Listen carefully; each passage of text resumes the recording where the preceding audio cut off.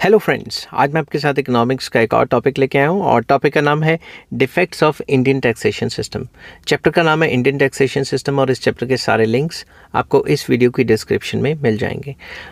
चलिए शुरू करते हैं कि इंडियन टैक्सेशन सिस्टम में खामियां क्या हैं या डिफेक्ट्स क्या हैं। तो सबसे पहला आ जाता है unscientific, very important. Indian taxation system is unscientific. किस तरीके से? It is neither scientific nor based on any pre determined plan. तो ये कोई प्री डिटर्मिन्ड प्लान के ऊपर भी बेस्ड नहीं है और ना ही ये साइंटिफिक है। किस तरीके से?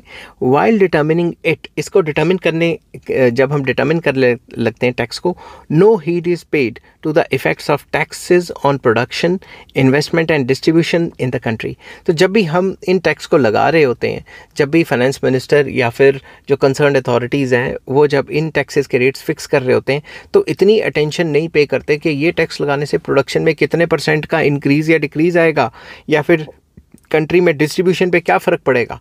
बस सरकार को इतना पैसा चाहिए, खर्चा चाहिए, तो टैक्स लगा दो। समझ की बात? Indian taxation system is therefore not an integrated system but a mixture of number of systems. तो इसमें एक सिस्टम नहीं है, नंबर ऑफ सिस्टम्स इन्वॉल्व हैं, तो थोड़ा सा अनसाइंटिफिक टाइप का है। ठीक है, नेक्स्ट आ जाता है inadequate, very important. Indian taxation system is not sufficient to meet the revenue requirements of the government.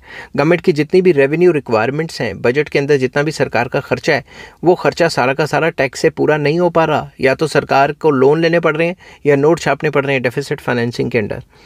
Keeping in view the requirements of the country's development and social welfare services like education, health, etc., resources of central government and state governments are limited.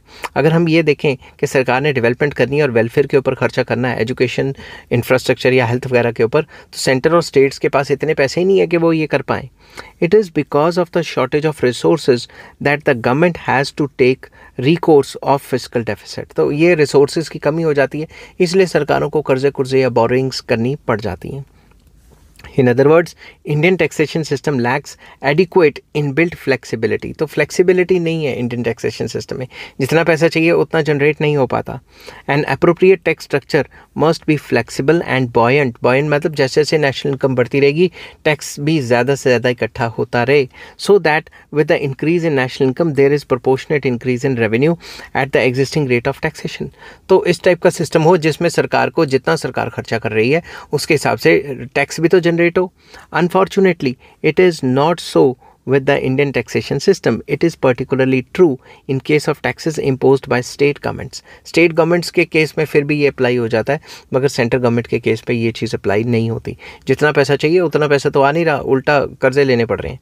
Taxes of the state governments do not increase in the same proportion as their expenditure does. तो जितनी भी state governments हैं अगर उनके देखा जाए तो खर्चे उनके ज़्यादा होते जा रहे हैं दिन ब दिन और इतना ज़्यादा रेवेन्यू वो जनरेट नहीं कर पा रही। No wonder the states have to depend exceedingly on the central government to meet their expenditures. तो हर स्टेट को सेंट्रल गवर्नमेंट पे डिपेंड होना ही पड़ता है अगर उसको अपने पूरे खर्चे निकालने हैं तो। ठीक है, सेंटर स्टेट फाइनेंशियल रिलेशंस में फेडरल फाइनेंस का चैप्टर भी आता है, वो भी आगे करेंगे, मैं कराऊंगा आपको आगे पूरा का पूरा चैप्टर। नेक्स्ट आ जाता है lack of equity, very important. The greatest defect of the Indian taxation system is that it is regressive. अमीरों के ऊपर कम टैक्स रेट लग रहा है और गरीबों के ऊपर ज़्यादा परसेंटेज, गरीब अपनी तनख्वाह का ज़्यादा हिस्सा टैक्स के तौर पे दे रहे हैं। It means that the burden of taxes falls more heavily on poor and middle class than that of rich. कैसे? For instance, burden of indirect taxes like GST, custom duty, excise duty, VAT, etc. fall more on poor than the rich. तो जितना भी indirect taxes है उनका ज़्यादा burden गरीबों के ऊपर होता है और कम बर्डन अमीरों के ऊपर जाता है। ठीक है, ये मैं ऑलरेडी डिस्कस कर चुका हूँ। अगर आपको टैक्स का चैप्टर पढ़ना है तो आप मेरे साथ लिंक मेरे को कमेंट कर दें, मैं आपको बता दूंगा कि टैक्स के मेरिट्स, डीमेरिट्स, टाइप्स, वो पूरा चैप्टर मैंने अपलोड किया हुआ है। Hence Indian taxation system is not based on the principle of equity, क्योंकि इक्वालिटी तो आ ही नहीं रही है। Lack of equity in the Indian taxation system is evident from the following facts. कैसे? A, ratio of direct and indirect taxes was 52.3% and 47.7% in 2019-2020. In India, still share of direct taxes is less in comparison to the developed Nations. तो developed Nations में अगर compare करें तो अभी भी देखें तो ये रेशो काफ़ी ज़्यादा पिछड़ी हुई दिखी जाती है, ठीक है। नेक्स्ट आ जाता है, in developed Nations share of direct taxes in total tax revenue is about 70%। In India this ratio is 52.3%। तो अगर डायरेक्ट टैक्सेस का जो परसेंटेज देखें डेवलप कंट्रीज़ में वो 70% है, मगर इंडिया में भी 52.3% ही है। Moreover direct taxes are progressive while indirect taxes are regressive. तो इनडायरेक्ट टैक्सेस ज़्यादा लगते हैं और ज़्यादा किस पे लगते हैं, गरीबों पे। तो इनडायरेक्ट टैक्सेस की तो रिग्रेसिव नेचर होती है ना। Next, tax on agricultural income is very little. Agriculture income पे तो ना के बराबर टैक्स है।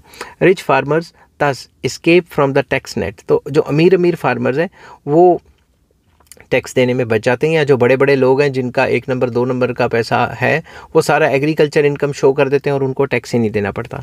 Income from surcharge on income tax on super rich persons is too little to have any effect on distribution of income।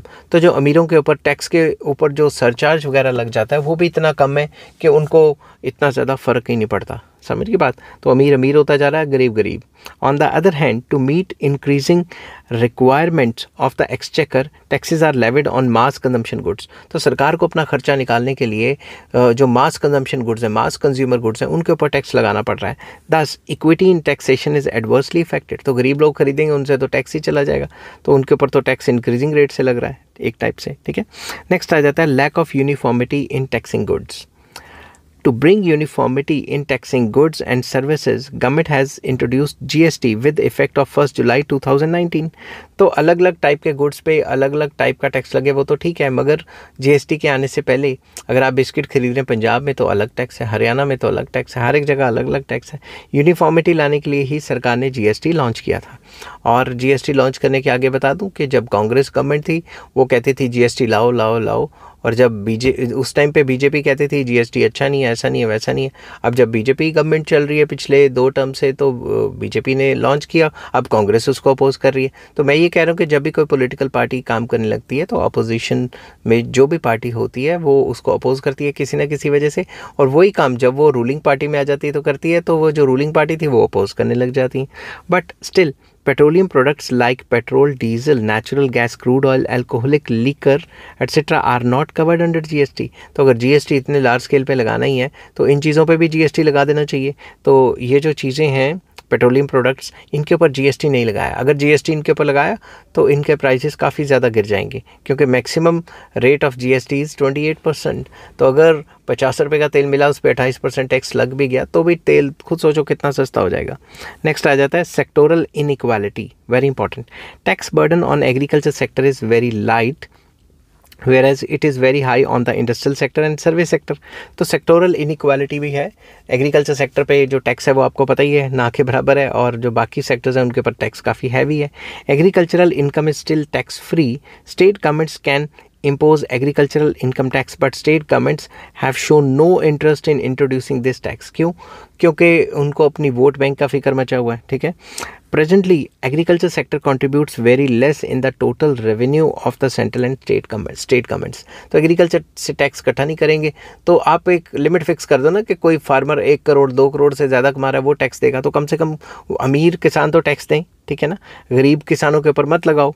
Next आ जाता है complicated. Indian taxation system is not based on the principle of simplicity. इतना simple तो है ही नहीं। Complexity of Indian taxation laws and defective tax administration do not permit the taxpayers and tax authorities to rightly comprehend their respective accountability। तो इतना ज़्यादा उलझा हुआ सिस्टम है कि जो टैक्स देने वाले हैं और इवन जो टैक्स इकट्ठा करने वाले हैं वो भी काफ़ी मतलब मुश्किलात में फंस जाते हैं कभी कभी कि क्या करें और क्या ना करें, इतने जो रिजिड से लॉज हैं, ठीक है। Hence they are prone to commit many mistakes. तो बीइंग टैक्स पेयर भी मिस्टेक्स हो जाती हैं और बीइंग टैक्स कलेक्टर्स भी काफ़ी मिस्टेक्स होनी है, क्योंकि लॉज काफ़ी कॉम्प्लेक्स एंड रिजिड टाइप के हैं। नेक्स्ट आ जाता है, अभी बताता हूँ, मेरे दोस्त का एक 4 साल से केस चल रहा था और उसको टैक्स का नोटिस 13 रुपीज़ का आया हुआ था कि आपने कहीं 13 रुपीज़ का ऊपर नीचे कर दिया। तो 13 रुपये क्या, वो कह रहा है मेरे से 1000 रुपये ले लो, मेरी जान छोड़ दो, फिर भी कागजी कार्रवाई बहुत ज़्यादा थी, ठीक है। नेक्स्ट आ जाता है defects of personal income tax, very important. Several factors have detrimental effect on the personal income tax. कौन कौन से factors? Income from agriculture and income from export oriented units is exempted from income tax. जो भी आप agriculture से income कमाते हो या एक्सपोर्ट करके कई जगह से इनकम कमाते हो उसके ऊपर तो टैक्स ही नहीं है। Some clever people show their non agriculture income as agriculture income to avoid tax. तो वो अपनी नॉन एग्रीकल्चर इनकम को एग्रीकल्चर इनकम शो करके कोई टैक्स ही नहीं देते। Similarly some person show their non export oriented units income as export oriented units income to avoid taxes. तो जैसे मेरी दो कंपनियां हैं, एक एक्सपोर्ट का काम करती है, एक एक्सपोर्ट का काम नहीं करती। तो जो एक्सपोर्ट का काम नहीं करती मैं उसको भी शो कर दूंगा कि ये मैंने पैसा एक्सपोर्ट से ही कमाया हुआ है। जो नॉन एक्सपोर्ट कंपनी है उसको भी मैं एक्सपोर्ट कंपनी की इनकम शो करा के अपना टैक्स माफ़ करवा लूँगा। समझ की बात। नेक्स्ट आ जाता है less coverage, very important. In India very small number of people are burdened with taxes. बहुत कम लोग हैं जो टैक्स जिनके ऊपर टैक्स बर्डन पड़ता है। Most of the population is exempted from the payment of taxes. ज़्यादातर जो पॉपुलेशन है वो टैक्स देती नहीं है क्योंकि गरीबी इतनी है। इन 2019-2020 5.95 crore income tax returns were filed in India. Latest data के हिसाब से भी निकाल लोगे तो जो टोटल पॉपुलेशन है उसमें काफ़ी कम परसेंटेज ऑफ पीपल आते हैं। This number can be increase further. लगातार बढ़ते जा रहे हैं मगर इतना परसेंटेज हाई नहीं हो गए। Thus Indian taxation system is not broad based. बहुत कम लोग हैं जो इनकम टैक्स भरते हैं। ठीक है। नेक्स्ट आ जाता है टैक्स इवेजन, टैक्स की चोरी कर लेते हैं। Officials responsible for the collection of tax are not so efficient. इतने ज़्यादा एफिशिएंट नहीं है या वो रिश्वत खा के बैठ जाते हैं जिसे टैक्स लेना होता है। ठीक है, सारे नहीं है ऐसे, कुछ ना कुछ तो है ही है। Consequently people succeed in evading the tax को इवेड करने में काफ़ी ज़्यादा जो है वो कामयाब हो जाते हैं। अब आप खुद सोचो, मान लो किसी ABCD बंदे ने कंपनी खोली, कंपनी खोलने के बाद उस कंपनी को मान लो 10 करोड़ का फ़ायदा हुआ। 10 करोड़ में से उसने एक रोल्स रॉयस ले ली, एक BMW ले ली, ऑडी ले ली, जो भी ले ली, सारे पैसे उड़ा दिए और वो सारी गाड़ियाँ कंपनी के नाम पे ले ली और वो ओनर या बोर्ड ऑफ डायरेक्टर्स खुद सारी ये जो है लग्जरीज इंजॉय करते जा रहे हैं और टैक्स उन्होंने ज़ीरो भरा क्योंकि ये गाड़ियाँ खरीद के कंपनी के एसेट्स में दिखा दी और एसेट्स की लगातार डेप्रिसिएशन करते रहेंगे। समझ की बात। They either do not pay any tax or pay much less than the actual tax due. तो जितना टैक्स होना चाहिए उतना नहीं दे पाते। Such people submit false accounts to the tax authorities and succeed in manipulating things in such a manner as to reduce their tax liability to the minimum. तो उस हिसाब से डॉक्यूमेंट्स को ऊपर नीचे करके शो कर देंगे जिससे उनको कम से कम टैक्स भरना पड़े। तो टैक्स इवेजन भी काफ़ी इंपॉर्टेंट प्रॉब्लम होती जा रही है। ठीक है, हमारी इकोनॉमी में नहीं, सब इकोनॉमीज़ में। नेक्स्ट है insufficient tax revenue from local bodies, very important. Expenditures of local self governments like municipal committees, panchayat etcetera has been mounting year after the year, but their sources of income like local taxes are not only inadequate but inelastic also। तो ये जो local self governments होती हैं, municipal corporation, municipal committees, panchayat वगैरह, इनका खर्चा दिन ब दिन बढ़ता जा रहा है और इनका सोर्स ऑफ आमदनी जो थोड़े बहुत टैक्सेस ये लगाती हैं, जो सोर्सेज ऑफ इनकम है इनके वो काफ़ी कम है और इनइलास्टिक है, फ्लेक्सिबल भी नहीं है कि एकदम से बढ़ाए जा सकें। Consequently they fail to make up deficiencies of social services. तो सोशल सर्विसेज वो प्रोवाइड नहीं करवा पाते क्योंकि उनके पास पैसे की कमी हो जाती है। नेक्स्ट है old criteria for defining luxuries. Government of India has been continuously increasing tax rates on the plea of reducing the consumption of luxury goods and removing the inequalities of income। सरकार लगातार time to time tax बढ़ाती जा रही है luxury goods के ऊपर ताकि inequalities वगैरह कम हो, but it is forgotten that the standard of living of the people has improved. ये सरकार भूल चुकी है कि लगातार लोगों के स्टैंडर्ड ऑफ लिविंग बढ़ते ही जा रहे हैं। Goods which were considered comforts and luxuries in yesteryears have become necessities of today।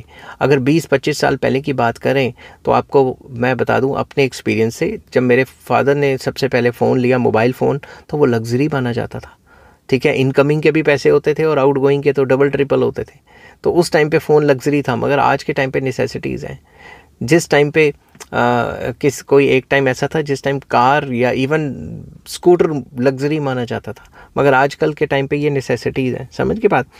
Under these circumstances increasing taxes on these so called luxury goods adversely hit the middle and the poor class. तो इससे क्या होता है, अब लोगों को, जैसे AC है, किसी टाइम पे लग्जरी माना जाता था मगर अब नेसेसिटी में आ गया है, तो अब अगर इन पे हैवी टैक्सेस लगाए जाएंगे तो पुअर पीपल और जो मिडिल क्लास है उनका तो बैंड बच जाएगा ना। Consequently economic inequality goes on increasing, लगातार इनइक्वालिटीज़ फर्दर बढ़ती जाएंगी। Next, non economical. Indian taxation system is not economical. कैसे? Some taxes like gift tax, wealth tax, state duty etcetera did not yield much revenue, but to collect the same the government has to incur a lot of expenses। तो ये जो इन type के taxes हैं जैसे gift tax, wealth tax, state duties वगैरह, इनसे सरकार को इतना पैसा तो नहीं आ रहा, मगर सरकार ने ये जो डिपार्टमेंट खोल के इनके बंदे भर्ती किए हुए हैं, जो गवर्नमेंट जॉब्स दी हैं, उन पे खर्चा ज़्यादा हो पा रहा है। तो मतलब इतना ज़्यादा इकोनॉमिकल नहीं हो पा रहे कुछ टैक्सेस इकट्ठे करने।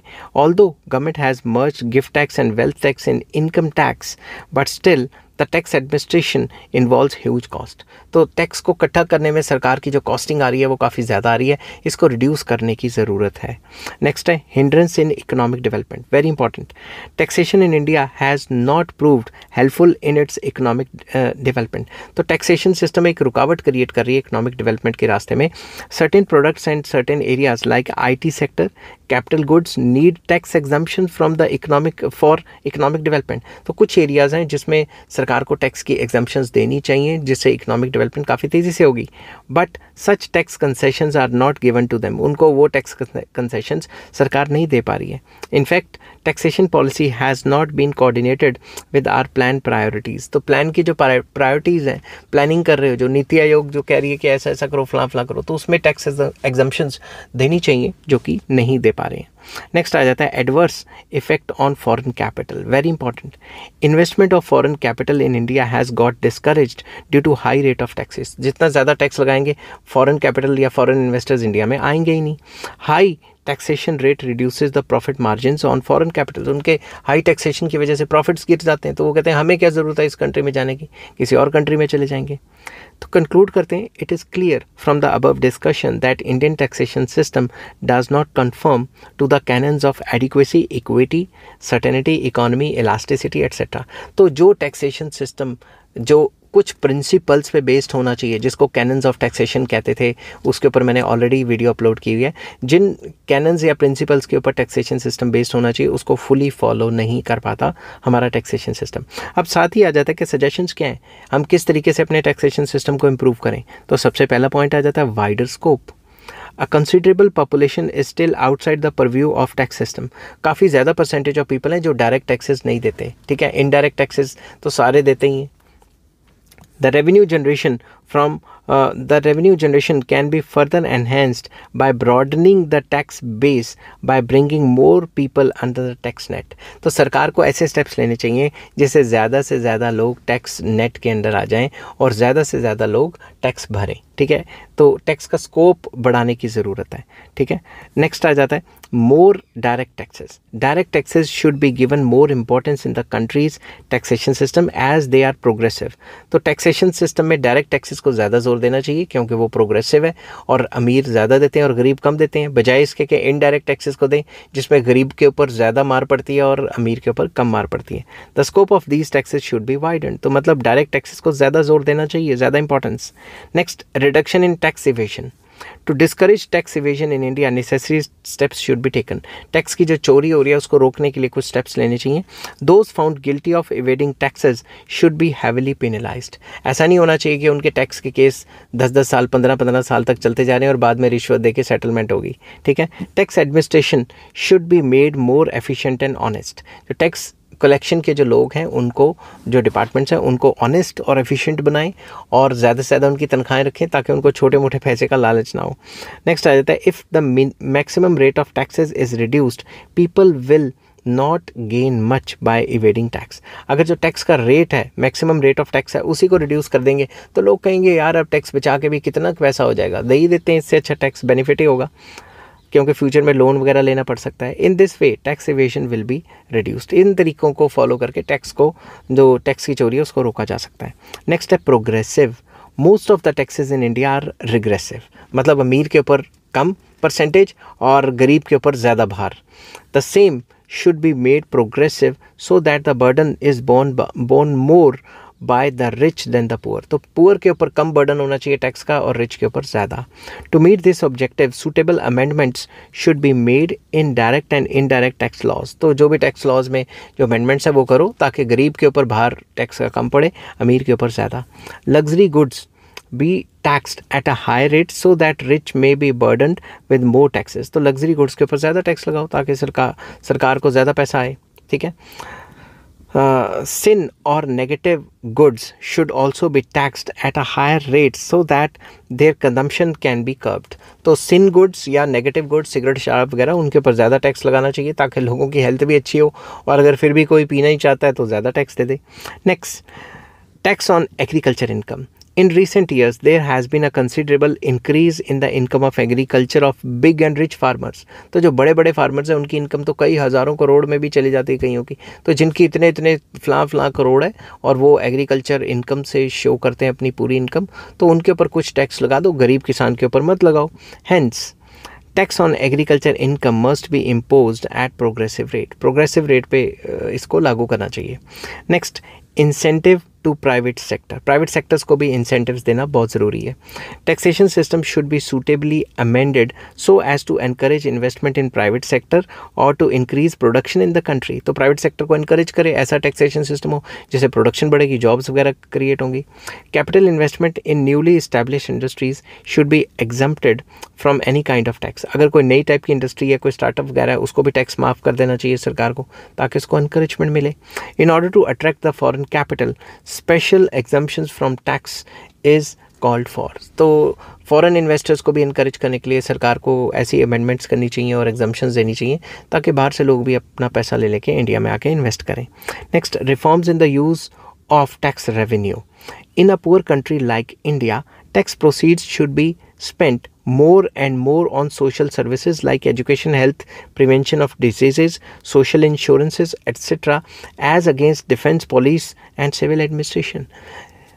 जैसा कि इंडिया एक पुअर कंट्री है, अभी इतना पर कैपिटा इनकम हाई नहीं है इंडिया में, जो भी टैक्स से इकट्ठा किया गया पैसा है वो सोशल सर्विसेज के लिए इस्तेमाल करो। Education, health and prevention of diseases, social insurance, इन पे इस्तेमाल करो, बजाय इसके कि एडमिनिस्ट्रेशन मेंटेन करने पे इतना खर्चा उड़ा दिया गया। समझ गए बात। नेक्स्ट आ जाता है flexibility. Taxation system should be modified in such a manner that revenue from taxes should increase automatically when there is increase in output and national income. तो फ्लेक्सिबिलिटी इन टैक्सेशन सिस्टम होना चाहिए। इसमें buoyant भी कह सकते हैं उसको, या बॉयंसी का प्रिंसिपल लगे कि जैसे जैसे आपकी जो नेशनल इनकम है या जीएनपी या gross national product, gross domestic product लगातार बढ़ रहा है, वैसे वैसे टैक्स कलेक्शन भी बढ़ती रहे। This inbuilt flexibility is special attribute of a good taxation system. तो ये जो फ्लेक्सिबिलिटी है ये हर एक टैक्सेशन सिस्टम में होनी चाहिए, और अगर फ्लेक्सिबिलिटी होगी तो ये एक गुड क्वालिटी मानी जाती है। नेक्स्ट आ जाता है rationalization of taxation system. Very important. Taxation system should be rationalized. It must have following objectives. कौन कौन से? Taxes should be broad based. Taxes को ब्रॉड बेस्ड, ज़्यादातर लोगों को टैक्स नेट के अंदर लेके आओ। Tax rate should be low and progressive. Tax rate progressive होने चाहिए, मतलब अमीरों पे ज़्यादा टैक्स लगे और गरीबों पे कम, और टैक्स रेट को लो रखो ताकि कोई टैक्स की चोरी ना करे कि भाई इतना सही तो टैक्स देना, दे दो। Taxes should encourage saving and investment. Taxes ऐसे होने चाहिए जो सेविंग और इन्वेस्टमेंट को एनकरेज करें। Rate of indirect taxes should conform to the nature of commodity. Commodity की नेचर के हिसाब से इनडायरेक्ट टैक्स लगाओ। Goods consumed by rich should be taxed at higher rate and those consumed by the poor to be taxed at lower rate. जो गरीब consume करते हैं उसके ऊपर कम रेट ऑफ टैक्स लगाओ, जो गुड्स अमीर कंज्यूम करते हैं उस पर ज़्यादा लगाओ। Taxation system should be simple. Simple होना चाहिए। If tax laws are simple people will understand and comply with them easily. Tax के लॉज आसान होंगे तो फिर हर किसी को समझ आ जाएंगे और हर कोई टैक्स देगा। अब किसी को समझ ही नहीं आएंगे, वो टैक्स ही नहीं भरेगा। समझ के बात। Next, small industries B taxed at low rates. जो छोटी छोटी इंडस्ट्रीज़ हैं, कंपनीज़ हैं, उनके ऊपर कम रेट ऑफ टैक्स लगना चाहिए।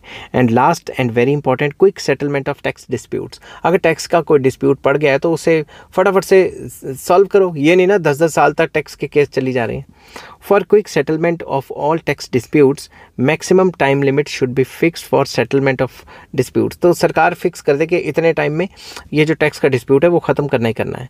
To reduce the number of tax disputes more appellate bodies, that is tribunals, should be established. तो इन केसेस को जल्दी रफा दफा करने के लिए ज़्यादा से ज़्यादा टैक्स ट्रिब्यूनल्स खोले जाने चाहिए ताकि जो टैक्स के मामले जल्द से जल्द सॉल्व हो सकें। आई होप ये वीडियो आपको पसंद आई होगी। अगर पसंद आती है तो please like, share and subscribe. Next topic मैं आपके साथ डिस्कस करूँगा government efforts to improve taxation system. Government ने क्या क्या किया टैक्सेशन सिस्टम को इम्प्रूव करने के लिए। Till then take care, bye bye.